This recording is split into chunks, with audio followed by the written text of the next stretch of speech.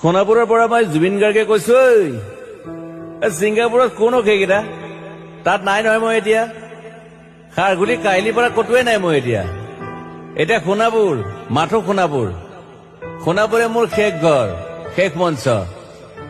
এতিয়াৰ পৰা গান নাগাওঁ আৰু মই মাথো শুনিম। স্পেচিয়েলি মই নাইট ছুপাৰ কেইখনক কৈছো, উজনিলৈ অহা যোৱা কৰোতে সোণাপুৰৰ এই ঠাইখিনিতে মায়াবিনীটো ডাঙৰকৈ বজাবি। ৰৈ থাকিম উজাগৰি ৰাতিৰ বুকুত।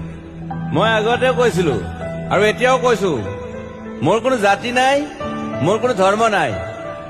সৰু সজাত দেখুৱাই দিলো কোন হনে তাত ব্ৰাহ্মণ, কলিতা, আলী, ৰহমান, ডেকা, বড়ো, ৰাভা, পূজাৰী আৰু এইটো কি কয় নমাজ পঢ়াই যে মৌলবীও আহিছে সৰু সজালৈ।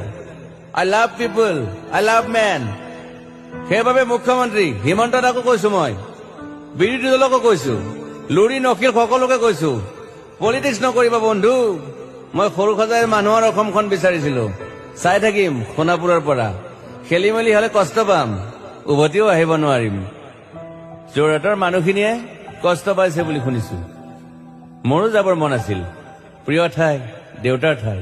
উপায় নাই, পলম হলে শৰীৰটোৱে কষ্ট পায়। বাকী গৰিমা আৰু দেউতাই গুৱাহাটীতে থকাটো বিচাৰিলে। একো নাই, গুৱাহাটীলৈ আহিলে মাত দি যাব। সোণাপুৰতে থাকিম। আৰু এটা কথা, যোৰহাটত প্ৰতিমূৰ্তি এটা হব বুলি শুনিছো। গুচি যাম কেতিয়াবা। ঘেণ্টা কাকো খাতিৰ নকৰো।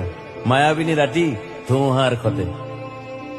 মাজুলীবাসীয়ে দুখ নকৰিব দেই। মনত পৰিলে গাই দিব মাজুলীৰ এজনী ছোৱালী। নিমাতী ঘাটলৈ যাব নোৱাৰিম আৰু। একো নাই, মোক প্ৰতিটো বসন্ততে পাব অসমবাসীয়ে।